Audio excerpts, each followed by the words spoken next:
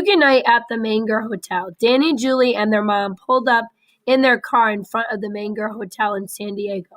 Mom had promised the two a weekend trip to San Diego to visit the historical Spanish mission, the Alamo. The Menger Hotel is across the street from the Alamo. Mom said, "Did you know the Menger was built in 1859? That's before the Civil War."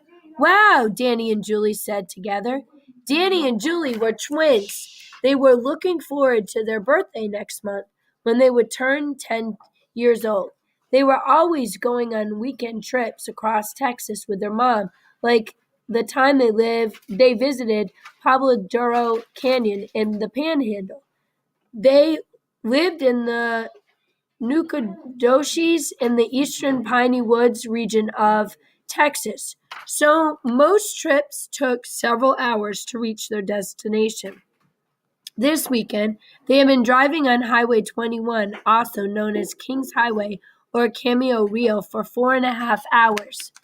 Of course, it always took a bit longer when Mom was driving because she liked to stop and read the historical markers along the way. Danny and Julie always rolled their eyes when Mom made another stop, but secretly they enjoyed learning about the historical highway. For centuries, the Native Americans had used the trail as trading route. In 1691, the Spaniards began using the trail. They learned that the Spaniards used the trail to travel to the missions to keep the French from establishing settlements in East Texas. In modern times, it had been paved into a smooth highway with rest areas for travelers.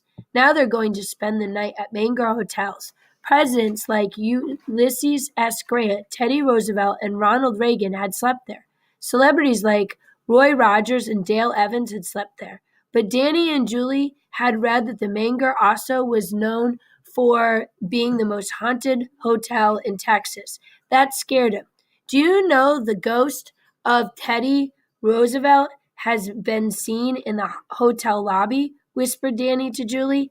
"He used to come here to recruit soldiers for the Rough Riders. I hear his ghost comes back for a visit every once in a while." "Yes, but what about the Sally White? She was a chambermaid who was killed at the hotel in the 1800s. I hear a ghost visits her also," answered Julie in a hushed voice.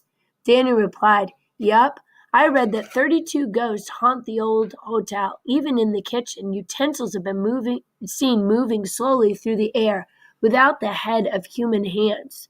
Julie and Danny looked at each other and shuddered. That night, Mom, Danny, and Julie ate in the dining room of the Menger. They admired the large beveled mirrors from France and the original brass spittoons all during the meal. Danny and Julie glanced around the dining room and lobby.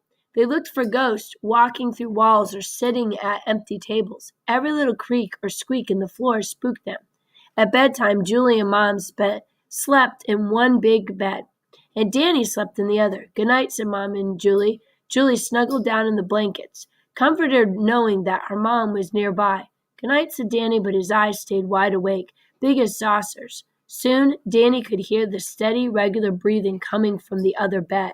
He knew he was the last one to go to sleep. Suddenly, Danny heard a soft creaking sound coming from the bathroom area. At first, he covered his head with the covers. Then he curiously peeked over the blankets. Creak! The noise was louder this time. Danny tried to wake his mom, but no words escaped from his mouth. Then the light turned on. All the different ghosts ran through Danny's mind. Which could it be? He just wanted it to go away. Then he heard a loud whisper. "Danny, what are you doing awake?" It was Julie coming out of the bathroom. "You! I thought you were a ghost," Danny explained with a sigh of relief. Julie climbed back in the bed, and Danny turned over with the covers a bit tighter around him and slept till morning.